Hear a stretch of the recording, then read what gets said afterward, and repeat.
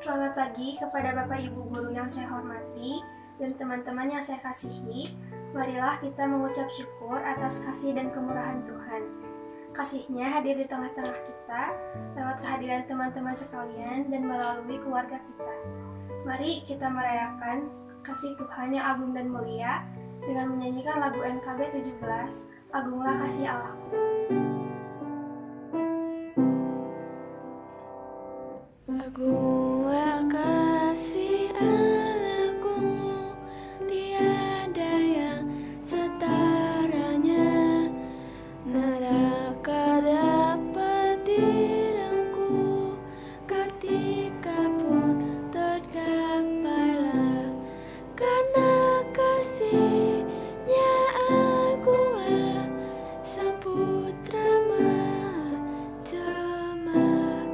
Dia mencari yang sesat dan diampuninya.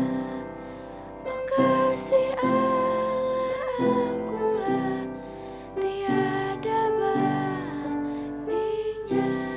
Kekal teguh dan mulia dijunjung umat-Nya.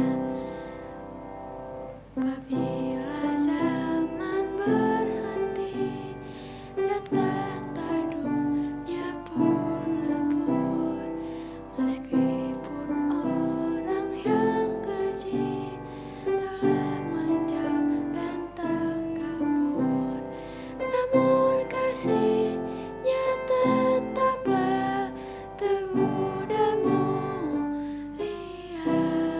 Agunglah bagi manusia, dijunjung umat-Nya. Oh kasih Allah agunglah, tiada bandingnya. Kekal teguh dan mulia dijunjung umat-Nya. Andaikan laut tintanya dan langit jadi kertasnya, andaikanlah tenggelamnya dan insan pun bujangannya, takkan kena mengungkapkan kasih mulia, dan langit pun takkan lengkap memuat kisahnya. Oh kasih Allah agunglah, tiada bandingnya. Kekal teguh dan mulia dijunjung umat-Nya. Oh kasih Allah agunglah, tiada bandingnya. Kekal teguh dan mulia dijunjung umat-Nya.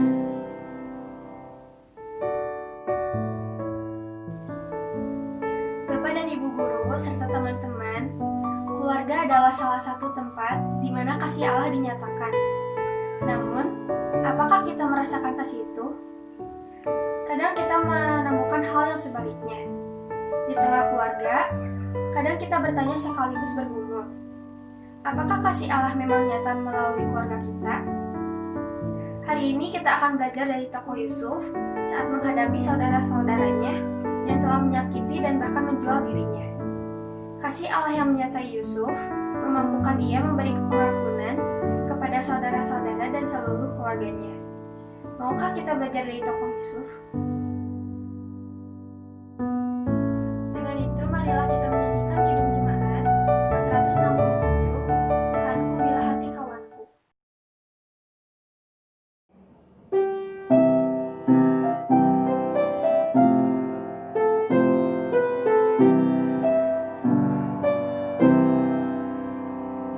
Tuhanku bila kawanku terlalu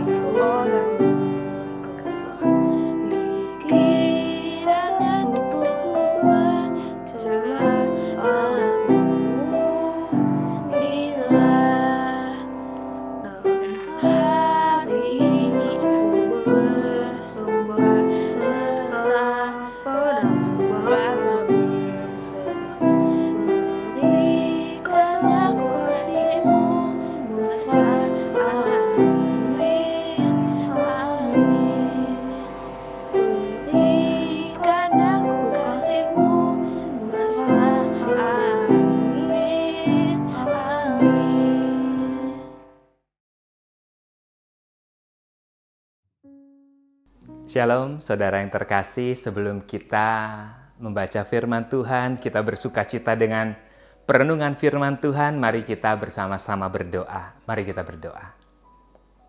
Tuhan Allah yang penuh kasih, pada hari ini Tuhan, kami semua bersukacita, kami anak-anak-Mu.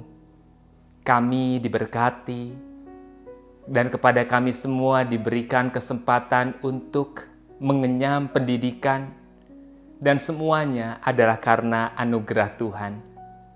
Dan ketika saat ini seluruh pembelajaran kami dilakukan di tengah-tengah keluarga, kami percaya semua itu pun adalah anugerah, sehingga kami bukan hanya belajar di gedung sekolah, tetapi kami belajar juga menjadi sebuah keluarga yang berkenan di hadapan Tuhan. Dan kiranya hidup seluruh kami senantiasa sama dan selara sesuai dengan firman Tuhan. Bersabdalah kepada setiap kami ya Tuhan, karena kami semua, kami anak-anak-Mu, kami siap untuk mendengarkan. Dan kami semua berdoa hanya di dalam nama Tuhan Yesus Kristus. Amin. Saudara yang terkasih, firman Tuhan yang akan bersama-sama kita renungkan bersama-sama pada saat ini, kita akan membacanya dari kitab Kejadian 45, ayatnya yang pertama sampai ayatnya yang ke-15. Kejadian 45 ayat 1 sampai ayatnya yang ke-15. Demikianlah tertulis. Ketika itu, Yusuf tidak dapat menahan hatinya lagi di depan semua orang yang berdiri di dekatnya. Lalu berserulah ia, "Suruhlah keluar semua orang dari sini." Maka tidak ada seorang pun yang tinggal di situ bersama-sama Yusuf ketika ia memperkenalkan dirinya kepada saudara-saudaranya. Setelah itu menangislah ia keras-keras, sehingga kedengaran kepada orang Mesir dan kepada seisi istana Firaun. Dan Yusuf berkata kepada saudara-saudaranya, "Akulah Yusuf. Masih hidupkah Bapa?" Tetapi saudara-saudaranya tidak dapat menjawabnya sebab mereka takut dan gemetar menghadapi dia. Lalu kata Yusuf kepada saudara-saudaranya itu, "Marilah dekat-dekat." Maka mendekatlah mereka. Katanya lagi, "Akulah Yusuf saudaramu yang kamu jual ke Mesir. Tetapi sekarang janganlah bersusah hati dan janganlah menyesali diri karena kamu menjual aku ke sini. Sebab untuk memelihara kehidupanlah Allah menyuruh aku mendahului kamu. Karena telah 2 tahun ada kelaparan dalam negeri ini, dan selama 5 tahun lagi orang tidak akan membajak atau menuai. Maka Allah telah menyuruh aku mendahului kamu untuk menjamin kelanjutan keturunanmu di bumi ini dan untuk memelihara hidupmu, sehingga sebagian besar daripadamu tertolong. Jadi bukankah kamu yang menyuruh aku ke sini, tetapi Allah? Dialah yang telah menempatkan aku sebagai bapa bagi Firaun dan tuan atas seluruh istananya dan sebagai kuasa atas seluruh tanah Mesir. Segeralah kamu kembali kepada bapa dan katakanlah kepadanya, beginilah kata Yusuf anakmu. Allah telah menempatkan aku sebagai tuan atas seluruh Mesir. Datanglah mendapatkan aku, janganlah tunggu-tunggu. Engkau akan tinggal di tanah Goshen dan akan dekat kepadaku, engkau serta anak dan cucumu, kambing domba dan lembu sapimu dan segala milikmu. Di sanalah aku memelihara engkau, sebab kelaparan ini masih ada 5 tahun lagi, supaya engkau jangan jatuh miskin bersama seisi rumahmu dan semua orang yang ikut serta dengan engkau. Dan kamu telah melihat dengan mata sendiri dan saudaraku Benyamin juga bahwa mulutku sendiri mengatakannya kepadamu. Sebab itu ceritakanlah kepada Bapa segala kemuliaanku di negeri Mesir ini dan segala yang telah kamu lihat. Kemudian segeralah bawa Bapa kemari. Lalu dipeluknyalah leher Benyamin adiknya itu dan menangislah ia dan menangis pula lah Benyamin pada bahu Yusuf. Yusuf mencium semua saudaranya itu dengan mesra dan ia menangis sambil memeluk mereka. Sesudah itu barulah saudara-saudaranya bercakap-cakap dengan dia. Sampai di sana pembacaan firman Tuhan, kiranya Tuhan memberkati kita semua. Shalom saudara yang terkasih. Tema dalam renungan, dalam ibadah kita bersama pada saat ini sekalipun kita berjauhan, tapi setidaknya secara virtual saya diizinkan dan diperkenankan masuk ke tengah-tengah keluarga, saudara semua, anak-anak semua. Dan tentunya kalau boleh jujur, ini bukan hal yang nyaman. Bagaimana tidak kita sudah terpisahkan begitu lama. Dan saya yakin teman-teman semua punya kerinduan, punya rasa kangen yang sedemikian besar. Bisa berjumpa dengan teman-teman, bisa bermain lagi, berkeringat bersama, jahil-jahil bersama. Semua kehidupan yang bahagia di jenjang kita, jenjang SMP. Dan saat ini semuanya terhenti untuk waktu yang begitu lama. Namun mari kita tidak kehilangan pengharapan bahwa Tuhan pada saatnya akan menyingkirkan wabah ini. Atau kalaupun wabah ini tidak segera akan pergi, Tuhan menguatkan kita dan Tuhan melindungi kita semua. Saudara yang terkasih, hari ini tema kita begitu menarik berkait dengan apa yang selama ini kita lakukan, yaitu loving family is forgiving family. Keluarga yang mencintai adalah keluarga yang saling memaafkan, saling mengampuni. Ada sebuah cerita, ini menjadi cerita yang selalu saya senangi.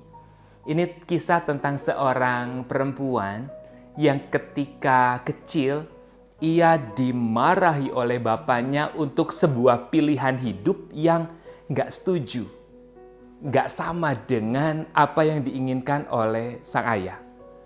Seorang perempuan muda ini, tepatnya remaja, ia menginginkan kehidupan menjadi seorang penulis. Tetapi kata ayahnya, penulis itu bukanlah pekerjaan yang menghasilkan banyak uang. Ia lebih baik menjadi seorang konsultan hukum, menjadi seorang dokter yang jelas-jelas secara penghasilan, secara uang begitu besar. Tapi anak ini begitu kekehnya, begitu bersikeras bahwa ia menginginkan kehidupan dan cita-cita sebagai seorang penulis. Entah bagaimana ceritanya sehingga perseteruan itu, pertengkaran itu begitu hebatnya sampai ayah mengusir anak putrinya. Lalu dua-duanya sama-sama keras. Anak ini pergi dari rumah di usia yang masih sangat muda ke negara bagian lain di Amerika Serikat. Bermula dari ia menginap di tempat bibinya, di tempat pamannya. Lalu kemudian ia bisa menghasilkan uang dari pekerjaan sambilan di sana-sini. Sampai pada akhirnya ia kuliah dengan uang sendiri, ia mengupayakan beasiswa sendiri untuk menjadi seorang penulis. Singkat cerita, perempuan remaja tadi berhasil menjadi seorang penulis yang sangat sukses. Tapi semua kesuksesan itu ia katakan tidak membuatnya bahagia. Ia menulis segala sesuatu, laku begitu banyaknya, tetapi buat dia ketenaran itu, apa yang selama ini dibayangkan bahwa keberhasilan seorang penulis pastilah membuatnya bahagia. Dan itu juga yang diimpikan oleh banyak orang. Oh, kehidupan wanita ini begitu menakjubkan, tidak ada lagi yang kurang di dalam hidupnya. Tetapi kalau tahu aslinya, sang wanita ini sama sekali jauh dari apa yang namanya bahagia. Ia mulai bertanya pada temannya, apa sebenarnya persoalanku? Aku punya segala hal. Ketenaran, uang yang begitu banyak, kesempatan untuk memasukkan buku-buku ke toko buku yang bonafit, semuanya ada. Tapi kenapa semuanya begitu tidak membuatnya bahagia? Lalu kata temannya, coba kamu ingat-ingat lagi. Apakah ada rasa yang marah, rasa marah yang besar yang kau tak pernah selesaikan itu. Lalu dengan proses yang begitu lama, perempuan ini mengakui bahwa ia masih menyimpan amarah kepada ayahnya yang pernah mengusirnya.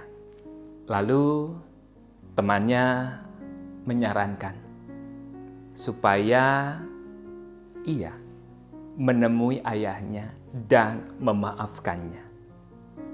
Tapi reaksi pertama dari perempuan ini adalah ia katakan, sampai aku mati pun aku tak akan pernah memaafkan ayahku.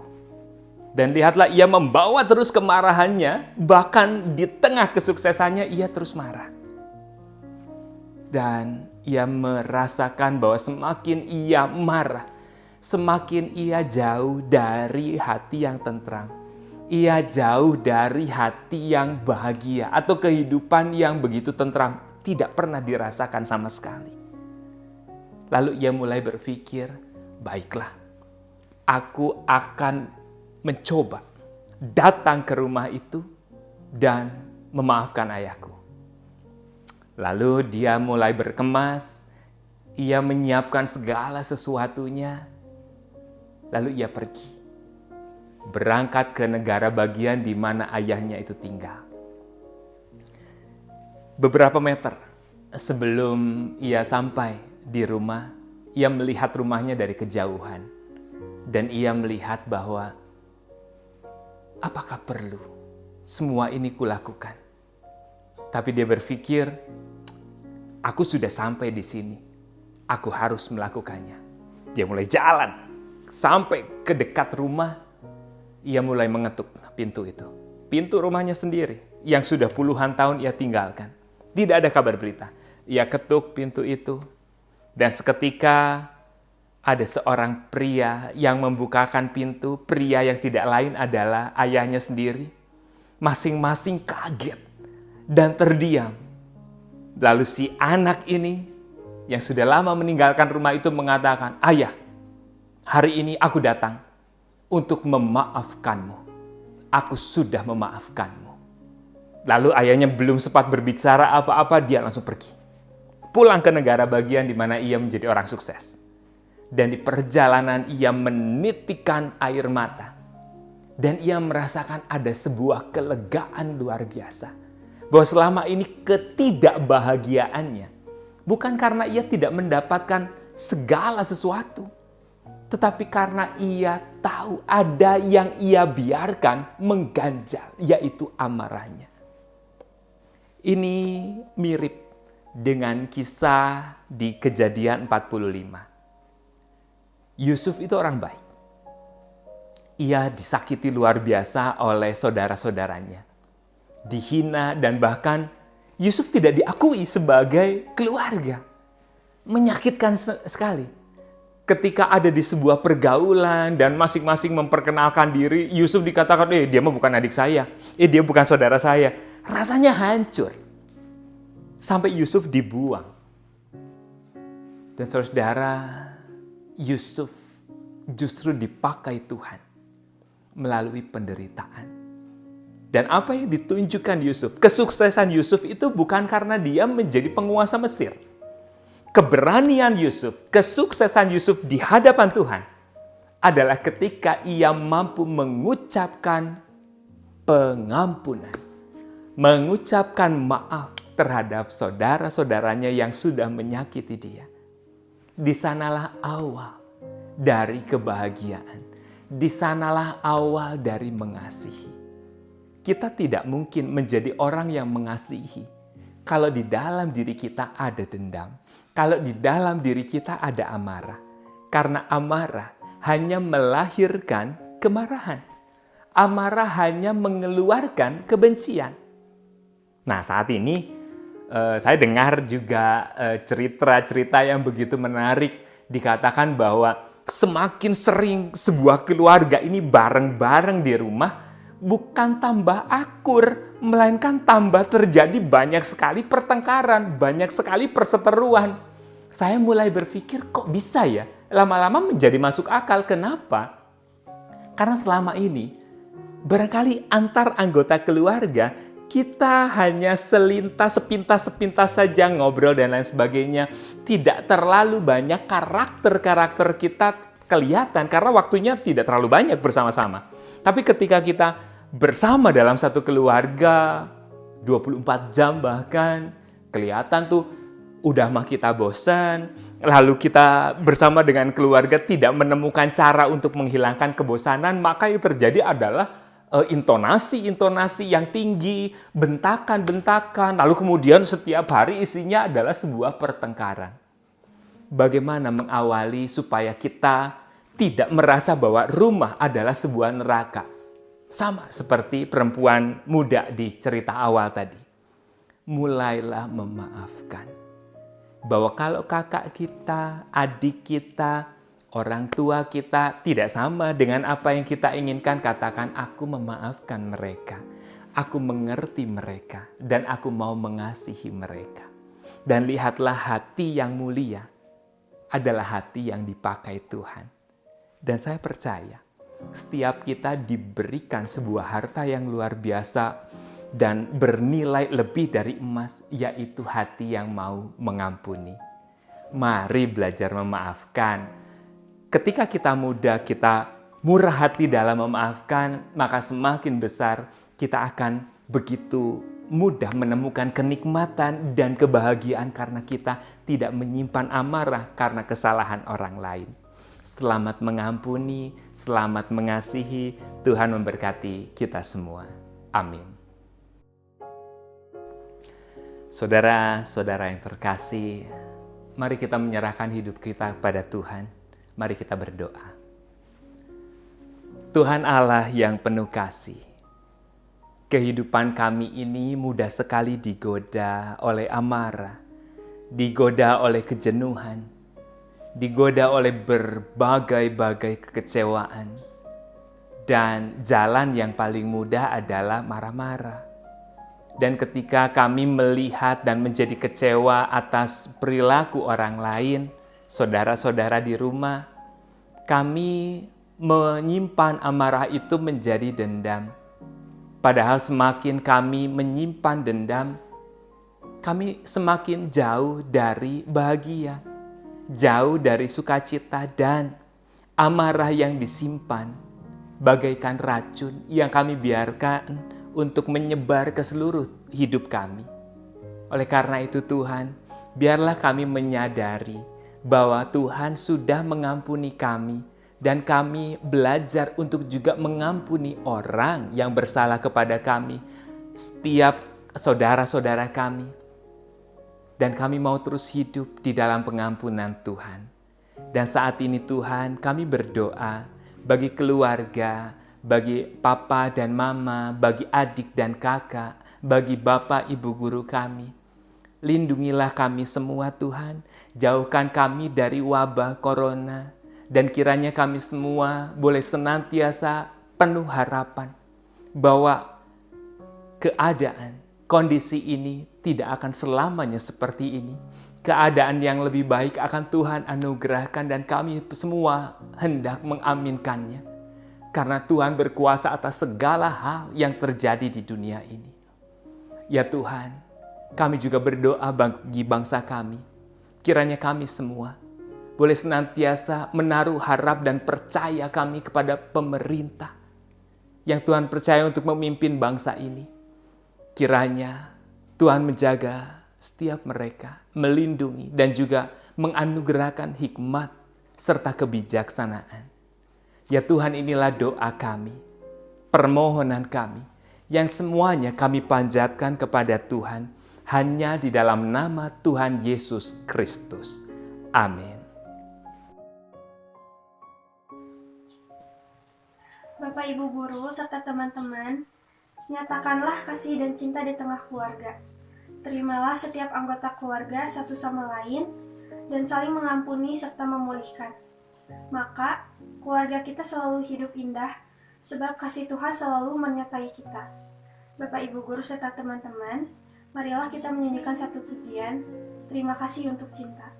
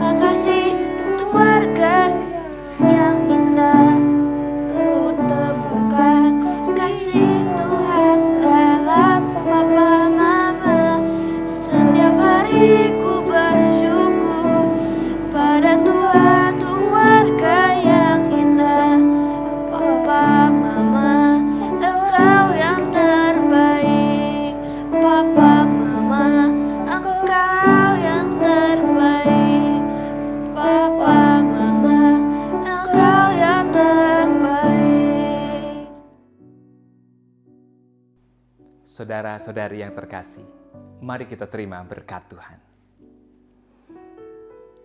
Kiranya kasih dari Allah Bapa di dalam Kristus dan melalui Roh Kudus hadir di dalam setiap keluargamu dan mendorongmu untuk menyatakan kasih-Nya melalui pengampunan dan pemulihan. Allah memberkati dan meneguhkanmu sekalian sampai kita bertemu kembali hari ini, esok, dan sampai selamanya. Amin.